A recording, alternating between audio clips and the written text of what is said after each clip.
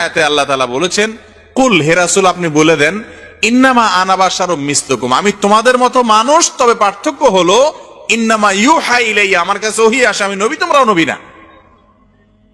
তাহলে এখান থেকে বোঝা নবীজি মানুষ, আর মানুষকে আল্লাহ তাআলা মাটি দিয়ে তৈরি করেছেন, সেই হিসেবে বোঝা তিনি মাটির তৈরি। ভাই এটা নিয়ে গন্ডগোল ফাসাদ অনেক আছে।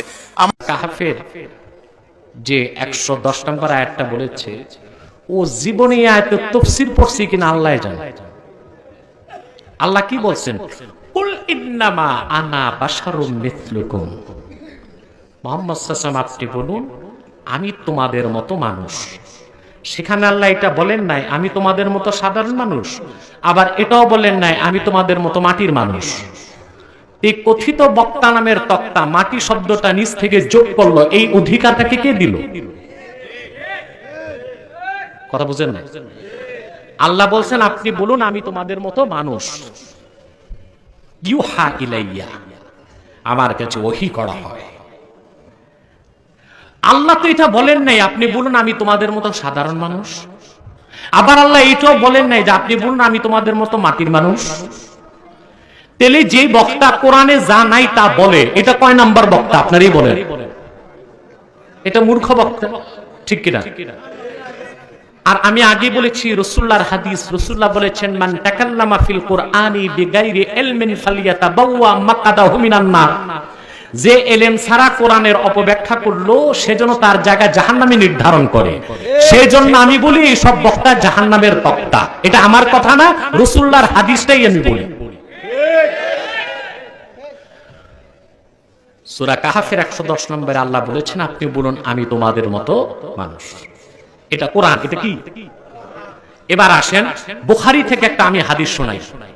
সহিহ আল বুখারী, সৌদি আরবের ছাপ, প্রথম খণ্ড, কিতাবুল ঈমান, হাদিস নাম্বার 25।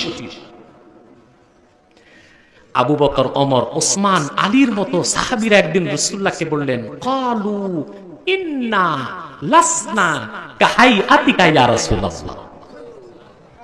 এটার ব্যাখ্যায় বদরুদ্দিন আইনি বুখারীর সরা উমদাতুল কারীতে লিখেছেন, এর অর্থ ইন্না লাসনা কামিসলিকা ইয়া রাসূলুল্লাহ।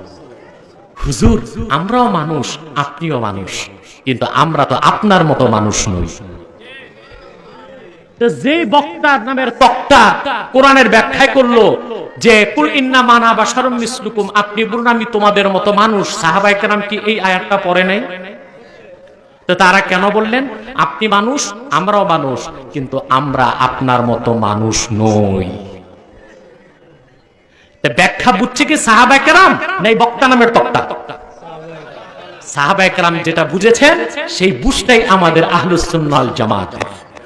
সূরা কাহফে আল্লাহ বলেছেন আপনি বলুন আমি তোমাদের মতো মানুষ, যেন মুসলমানদের মধ্যে শিরকের আকীদা না ঢুকে। ইহুদিদের আকীদা উযাইর আল্লাহর বেটা, খ্রিস্টানদের আকীদা ঈসা আল্লাহর বেটা। মুসলমানরা যেন আপনি মুহাম্মদকে আমার জাত মনে না করে, সেজন্য বলে দেন যে আমি মুহাম্মদ তোমাদের মতো মানুষ। কিন্তু এর অর্থ এই নয় যে আমি তোমাদের মতো সাধারণ মানুষ, এই অর্থ এই নয় আমি তোমাদের মতো মাটির মানুষ। মুহাম্মদ সাল্লাল্লাহু আলাইহি ওয়াসাল্লাম মানুষ, তবে আমাদের মতো সাধারণ মানুষ বলা যাবে না। মুহাম্মদ সাল্লাল্লাহু আলাইহি সাল্লামের মাথার তালু থেকে পায়ের তালু পর্যন্ত পুরাটাই নূর ছিল। সেজন্য আল্লাহ রাসূল সাল্লাল্লাহু আলাইহি ওয়াসাল্লামের কোনো ছায়া ছিল না।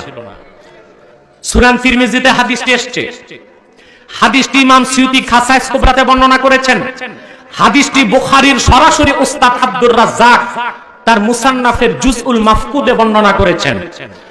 ওয়া আব্দুল্লাহ ইবনে আব্বাস রাদিয়াল্লাহু তাআলা আনহুমা আন্নাহু ক্বাল লাম ইয়াকুন লিরাসূলিল্লাহি সাল্লাল্লাহু আলাইহি ওয়াসাল্লাম জিল্লুন ওয়া লাম ইয়াকুম মা শামসিন কাত্তু ইল্লা গালাবা দাউহু দাউ আশ-শামস ওয়া লাম ইয়াকুম মা সিরাজিন কাত্তু ইল্লা গালাবা দাউহু দাউ আস-সিরাজ।